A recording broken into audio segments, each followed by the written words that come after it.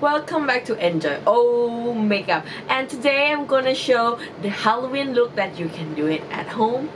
DIY Halloween showcase. Blood from Gastobian or tinted blush that you have.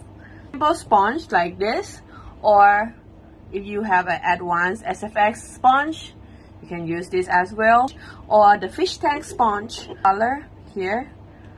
Make it quick before it dries, just simple scratch like this. Even though you can use more big blood like this, it looks like a strawberry jam. Dip it in and scratch again. If you don't have this too, doesn't matter.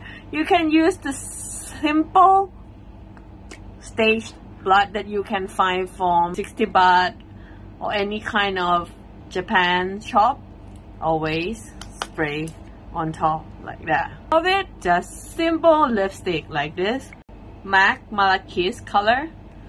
Just do simple press and scratch into one direction. In the end, you can top it up with the spray of the blood like this. Make it dripping, or you wanna tap a bit more. You can do like this over your body. So you got the scratch. This guy. Have fun in Halloween!